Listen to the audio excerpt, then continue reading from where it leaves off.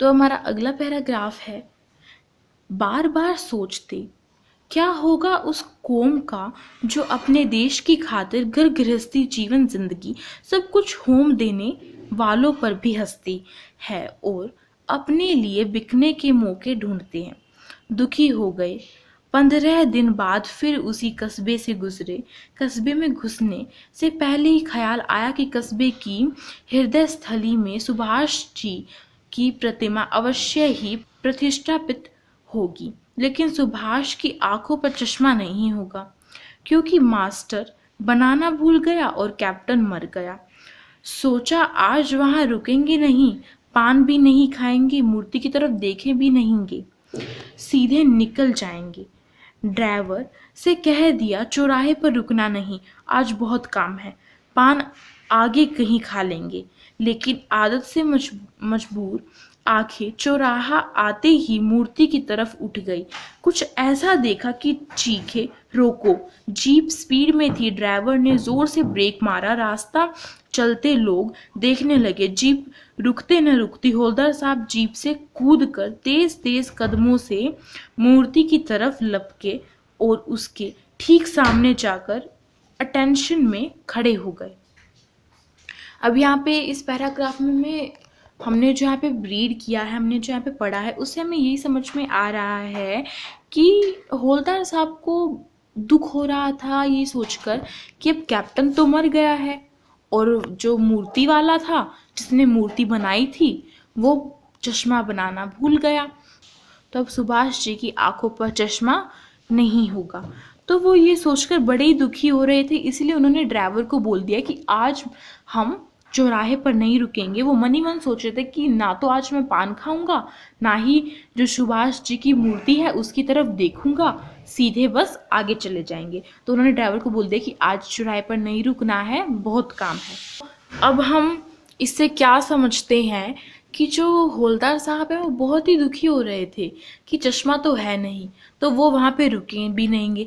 लेकिन क्या करें, अब कभी कभी ऐसा होता है, आपके साथ भी कभी ऐसा हुआ होगा, मेरे साथ तो अक्सर हुआ है कि जब कुछ चीज़ मैं मन में निश्चित करती हूँ कि मैं उसे नहीं देखूंगी, और हमारी आदत होती है, हम जब भी जाते हैं हम वहाँ से उसे देखते जाते हैं, और एक बार हम सोचते हैं कि हम उसे नहीं देखेंगे, लेकिन फिर भी हमारी जो आंखें होती हैं वो उसे देखने के लिए बहुत ही ज़्यादा, कहते हैं ना कि बेकरार हो गई कि हमें वो चीज़ देखनी है। जो चीज़ हमारी आदत में होती है हमें उसे करने की आदत सी पड़ जाती है, जैसे कि हवलदार साहब के साथ हुआ। उन्हें आदत सी पड़ गई थी और फिर उनकी आंखों ने भी उस मूर्ति को देखा, और देखते ही उनके एकदम से उन्होंने चीखा कि रोको रोको, मतलब कि उन्होंने ड्राइवर को बोला था कि आज यहाँ पे नहीं रुकना, फिर एकदम से उन्होंने जोर से बोला कि रोको रोको। जीप ड्राइवर ने जोर से ब्रेक मारा जीप पर, लेकिन जो जो जीप थी वो रुकते न रुकती, मतलब कि वो रुक ही नहीं रही थी, वो मतलब ब्रेक मार रहे थे। इससे पहले कि वो रुकती, जो हवलदार साहब थे वो जीप से कूदकर उस मूर्ति के सामने, उस नेताजी की प्रतिमा के सामने जाकर अटेंशन की पोजीशन में खड़े हो गए। जैसे कि हम अपने स्कूल में अटेंशन मतलब कि एकदम से सावधान की पोजीशन में वो खड़े हो गए। मूर्ति की आंखों पर सरकंडे से बना छोटा सा चश्मा रखा हुआ था, जैसा बच्चा बना लेते हैं। हवलदार साहब भावुक हैं, इतनी सी बात पर उनकी आंखें भर आई। अब उन्होंने देखा कि जो मूर्ति है उनकी आंखों पर एक चश्मा तो था जो कि सरकंडे से बना हुआ था, यानी कि असली फ्रेम का नहीं था, जैसे कि पहले बच्चे बनाते थे। जब बच्चे पहले के ज़माने में सरकंडे से ऐसे चीज़ें बच्चे बनाते थे खेलने के लिए, तो वहाँ पे एक छोटा सा चश्मा रखा हुआ था उनकी आंखों पर, नेताजी की प्रतिमा पर, जो बच्चे ने बनाया था, जैसा बच्चा बना लेता है। तो जो हवलदार साहब है वो भावुक हो जाते हैं। अब कई बारी एग्जामिनर यानी कि जो पेपर बनाता है वो ये भी सोचता है, या फिर बच्चे ये भी सोचते हैं कि वो क्यों भावुक हो गया होगा, और इससे प्रश्न भी कई बार उठते हैं। कई बार पेपर में ऐसे प्रश्न आए भी हैं कि हवलदार साहब क्यों भावुक हो गए। तो इसका सिंपल सा सीधा सा उत्तर यही होगा कि वो इसीलिए भावुक हो गए क्योंकि एक सरकंडे का चश्मा, यानी कि एक बच्चे ने बनाया चश्मा, एक बच्चे के अंदर भी देशभक्ति अभी भी कायम है, यानी कि अभी भी जिंदा है, एक बच्चे के अंदर भी अभी भी देशभक्ति जिंदा है। वो ये देखकर उनकी आंखों में पानी आ गया और बहुत ज़्यादा वो भावुक हो गए कि कैप्टन तो मर गया, लेकिन कोई ना कोई उसकी जगह यानी कि उस जैसा ही देशभक्त और बनने वाला है। जो छोटा बच्चा है उसके अंदर भी देश के प्रति इतना प्रेम है। तब इसके हम बहुवैकल्पिक प्रश्न यानी कि एमसीक्यूज देख लेते हैं। हमारा पहला एमसीक्यू है, देश की खातिर घर गृहस्थी जवानी जिंदगी होम करने वालों को देखकर लोग क्या करते हैं। अब जो यहाँ पे हमें पैराग्राफ है उसके स्टार्टिंग में ही ये बात कही थी कि जो देश की खातिर अपने घर गृहस्थी जवानी जिंदगी होम करने वाले हैं, इनकी जो देश की खातिर अपनी घर गृहस्थी को भी छोड़ देते हैं। होम का मतलब यहाँ पे छोड़ना ही है कि त्याग कर दिया उस चीज का, करने वाले हैं, उनको देखकर लोग क्या करते हैं। हम इसके ऑप्शंस देख लेते हैं। पहला है हंसते हैं, दूसरा है रोते हैं, तीसरा है तरह तरह की बातें बनाते हैं, चौथा है दुखी होते हैं। तो ये तीनों ही गलत हैं। तो जैसा कि हमने पहले भी पैराग्राफ में देखा था कि जो पान वाला है वो कैप्टन के प्रति हंस रहा था, उसका मजाक उड़ा रहा था।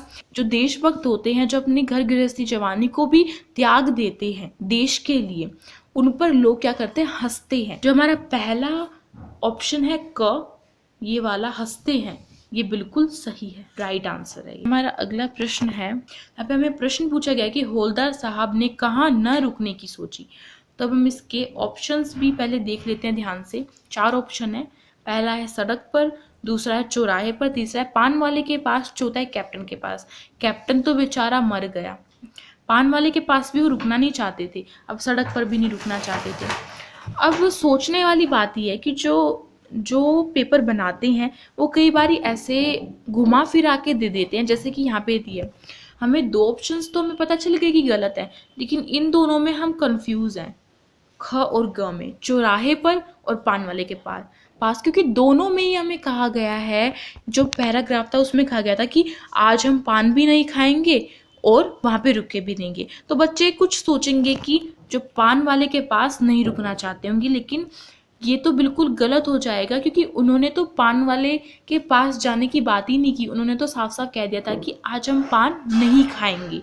ठीक है, उन्होंने कहा था कि आज हम पान नहीं खाएंगे, इसलिए इसका ख बिल्कुल सही होगा, चौराहे पर। क्योंकि बार बार यही बात हो रही थी कि उन्हें चौराहे पर नहीं रुकना है, वो अपने मन में भी सोच रहे थे और साथ ही साथ उन्होंने ड्राइवर को भी बोल दिया था कि आज हम चौराहे पर नहीं रुकेंगे। जो पैराग्राफ हमने उसमें पढ़ा भी था कि हौलदार साहब को बहुत ही दुख हो रहा था ये सोचकर कि जो पत्थर की मूर्ति है सुभाष चंद्र जी की, उनकी आंखों पर चश्मा नहीं होगा, क्योंकि कैप्टन तो मर चुका है। जो मूर्ति बनाने वाला था वो चश्मा बनाना भूल गया। तो हौलदार साहब उस चौराहे पर ही नहीं रुकना चाहते थे कि वो उन्हें देखे ना, मतलब कि उस मूर्ति को देखे ना। अगर वो देखेंगे तो उन्हें दुख होगा। अब हम अपना अगला प्रश्न देख लेते हैं। हमारा तीसरा प्रश्न है, हौलदार साहब की आंखें किस तरफ उठ गई। अब जो हौलदार साहब है उनकी आंखें किस तरफ उठ गई थी। पहला है पान वाले की तरफ, दूसरा है चश्मे वाले की तरफ, तीसरा है कार की तरफ और चौथा है मूर्ति की तरफ। तो इसका सही उत्तर होगा मूर्ति की तरफ, क्योंकि पान वाले की तरफ तो उन्होंने देखा ही नहीं था। चश्मे वाला बेचारा मर गया था, और कार में तो वो खुद, यानी कि जीप और कार एक ही मतलब समान ही होते हैं। जीप थोड़ी सी बड़ी होती है, कार थोड़ी सी छोटी होती है। तो कार में तो वो खुद ही आ रहे थे, तो वो कार को क्यों देखेंगे। तो इसलिए इसका जो लास्ट है वो बिल्कुल सही रहेगा, मूर्ति की तरफ। मूर्ति की तरफ हौलदार साहब की आंखें उठ गई, मूर्ति को उन्होंने देख लिया। चौथा प्रश्न है, मूर्ति के सामने जाकर कौन खड़ा हो गया।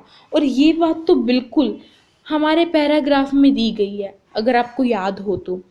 अगर जिन बच्चों को इसका आंसर पता है तो वो मुझे कमेंट में बताइए, कमेंट बॉक्स में आप बता सकते हैं इसका सही आंसर। आई होप आप सभी ने बता दिया होगा, और जिन्होंने नहीं बताया है वो यहाँ पे देख लीजिए। पहला है पान वाला, दूसरा है ड्राइवर, तीसरा है हौलदार साहब और चौथा है कैप्टन।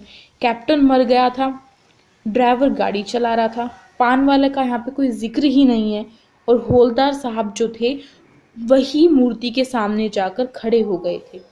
ये बात आप सभी देख चुके थे, पैराग्राफ में हमने पढ़ा भी था कि जो हौलदार साहब हैं वो मूर्ति के सामने अटेंशन की पोजीशन में जाकर खड़े हो गए। इस पैराग्राफ का अंतिम प्रश्न है, हौलदार साहब भावुक क्यों हो उठे। ये बात हमें पैराग्राफ में बताई गई थी कि हवलदार साहब भावुक हो गए, उनकी आंखों में पानी आ गया।